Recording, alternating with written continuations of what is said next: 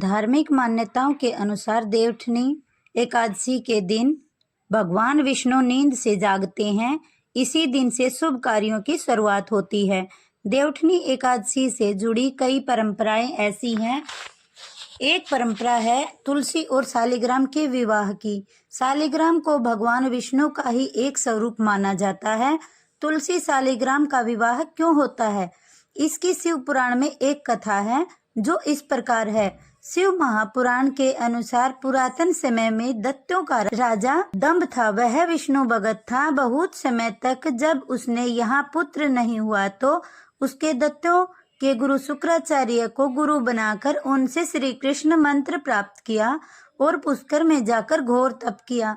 उसकी तपस्या से प्रसन्न होकर भगवान विष्णु ने उसे पुत्र होने का वरदान दिया। भगवान विष्णु के वरदान स्वरूप दंभ के यहाँ पुत्र का जन्म हुआ। वास्तव में वह श्री कृष्ण के पार्षदों का अग्रणी सुदामा नामक गोप था, जिसे राधा जी ने असुर योनि में जन्म लेने का श्राप दे दिया था। इसका नाम शंखचूड रखा गया। जब शंखचूड बड़ा हुआ तो उसने पुष्कर में जाकर ब्रह्मा जी को प्रसन्न करने के लिए घोर तपस्या की। शंखचूड की तपस्या से प्रसन्न होकर ब्रह्मा जी प्रकट हुए और वर मांगने के लिए कहा। तब शंखचूड ने वरदान मांगा कि देवताओं के लिए अजय हो जाऊं। ब्रह्मा जी ने उसे वरदान दे दिया और कहा कि तुम बद्री बन जाओ, वहां धर्मध्वज की पुत्री तुलसी तपस्या कर रही है, तुम उसके साथ विवाह कर लो। ब्रह्मा जी के कहने पर शंखचूड बद्रीवन गया। वहां तपस्या कर रही तुलसी को देखकर वह भी आकर्षित हो गया। तब भगवान ब्रह्मा वहां आए और उन्होंने शंखचूड को गंधर्व विधि से तुलसी से विवाह करने के लिए कहा। शंखचूड ने ऐसा ही किया। इस प्रकार शंखचूड को वह तुलसी सुख पूर्वक विहार करने लगे। शंखचूड बहुत वीर था। उसे वरदान था कि देवता भी उसे हरा नहीं पाएंगे। उसने अपने बल से देवताओं, असुरों, दानवों, राक्षसों और गंधर्वों, नागों, किन्नरों, मनुष्य तथा तीनों लोकों के सभी प्राणियों पर विजय प्राप्त कर ली।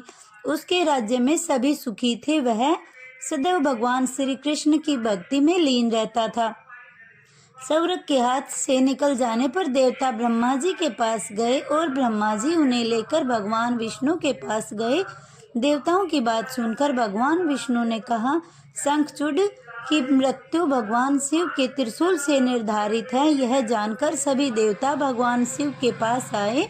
देवताओं की बात सुनकर भगवान शिव ने चित्ररथ नामक गण को अपना दूत बनाकर शंखचूड के पास भेजा। चित्ररथ ने शंखचूड को समझाया वह देवताओं को उनका राज्य लौटा दे, लेकिन शंखचूड ने कहा कि महादेव के साथ युद्ध के बिना मैं देवताओं को राज्य नहीं लौटाऊंगा। भगवान शिव को जब यह बात पता चली तो वे युद्ध के लिए अपनी सेना लेकर निकल पड़े। शंखचूड की भी युद्ध के लिए तैयार होकर रणभूमि में आ गया। देखते ही देखते देवता व दानवों में घमासान युद्ध होने लगा।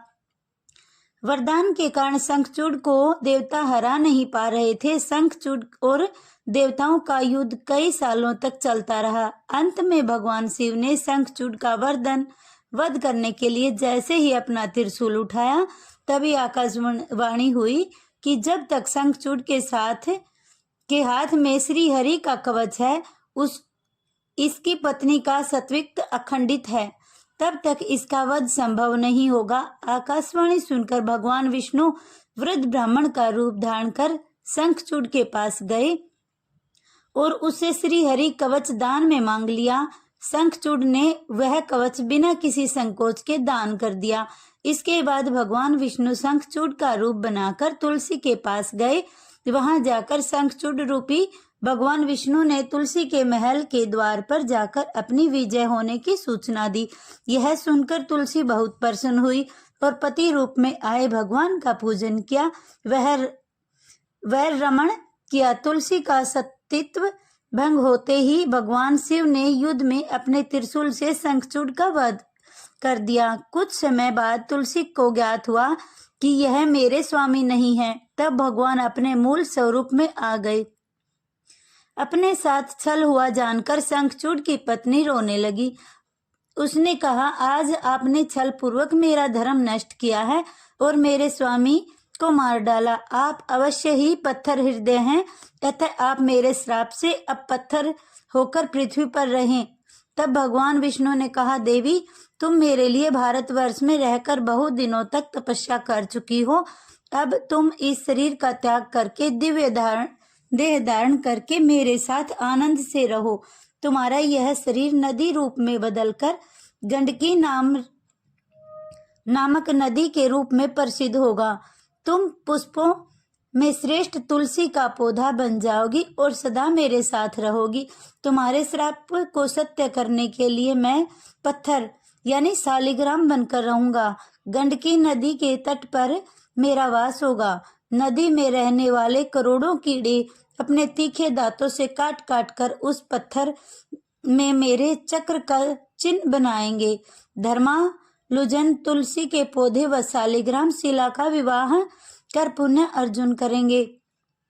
परंपरा के अनुसार देव प्रबोधनी एकादशी के दिन भगवान शालिग्राम व तुलसी का विवाह संपन्न कर मांगलिक कार्यों का प्रारंभ किया जाता है। मान्यता है कि तुलसी और शालिग्राम विवाह करवाने से मनुष्य को अतुल्य पुण्य की प्राप्ति होती है। वीडियो अगर पसंद आई हो तो वीडियो को लाइक और हमारे चैनल को शिव भक्त को सब्सक्राइब करें और अपने दोस्तों के साथ शेयर करें। धन्यवाद।